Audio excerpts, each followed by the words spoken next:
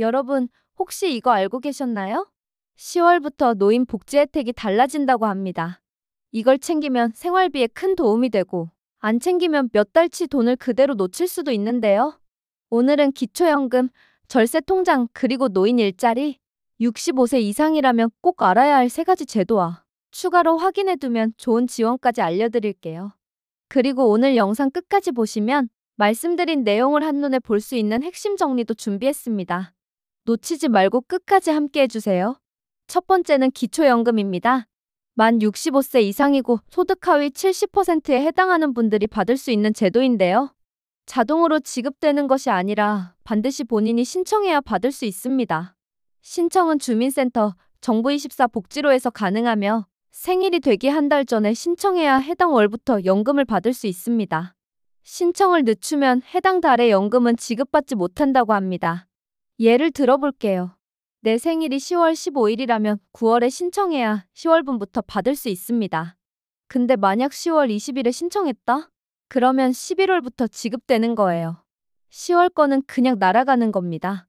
이거 모르고 지나가는 분들 정말 많습니다.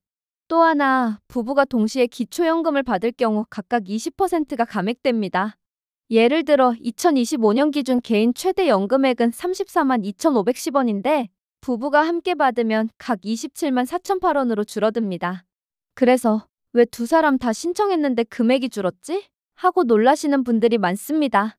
두 번째는 비과세 종합저축입니다. 만 65세 이상이면 금융소득, 즉 이자나 배당으로 연간 5천만 원까지 세금을 내지 않는 제도입니다.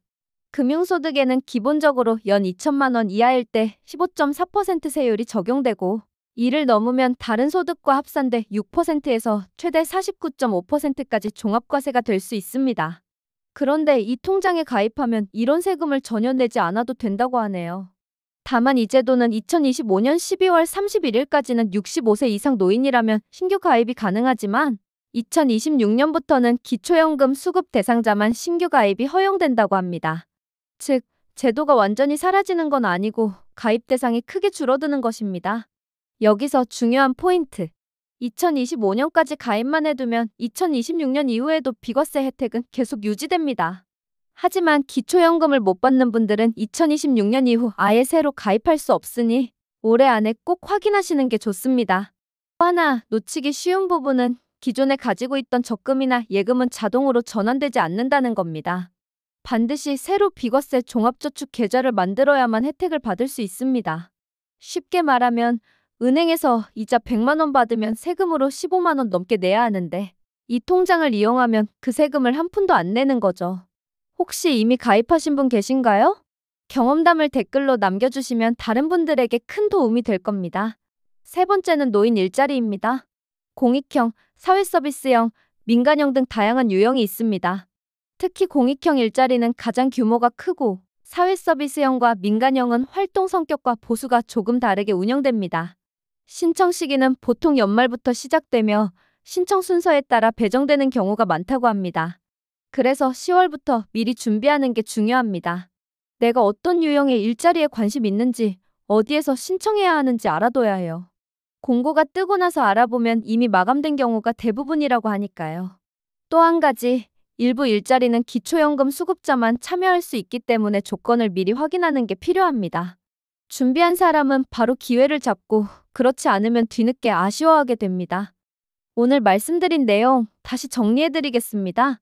10월에 반드시 확인해야 할 세 가지는 첫째, 기초연금 신청 시기, 둘째, 비과세 종합저축 가입 여부, 셋째, 내년 노인 일자리 준비입니다. 핵심 세 가지는 여기까지인데요. 이제 추가로 이미 시행 중이지만 꼭 챙겨야 할 혜택들도 한번 알려드릴게요. 예를 들어 기초연금 수급자는 통신비 감면 혜택을 받을 수 있고요. 반면 에너지 바우처는 기초생활수급자이면서 세대원 중 노인, 장애인, 영유아 등이 있는 경우에만 신청할 수 있는데요. 겨울철 난방비, 여름철 냉방비에 직접적인 도움이 된다고 합니다. 그리고 장기요양보험을 통해 등급을 받으면 재가 서비스, 요양원, 방문요양 같은 돌봄 서비스를 이용할 수 있습니다. 이 부분은 국민건강보험공단에 장기요양 인정 신청을 하면 됩니다. 또 홀로 지내는 어르신이라면 노인맞춤 돌봄 서비스를 신청할 수 있는데요. 이 서비스는 주소지 읍면동 주민센터에서 신청 가능하며 식사 지원, 안전 확인, 병원 동행 같은 도움을 받을 수 있어요.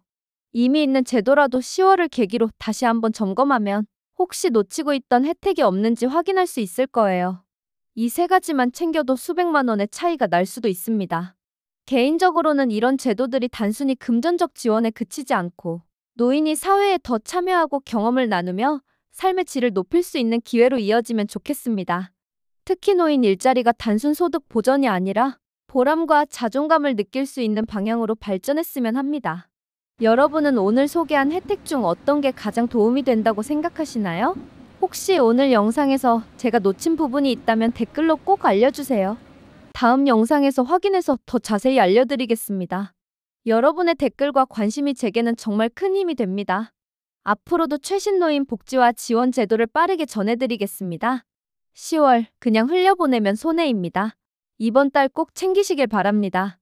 시청해주셔서 감사합니다. 오늘 영상이 유익하셨다면 좋아요와 구독, 알림 설정 부탁드립니다.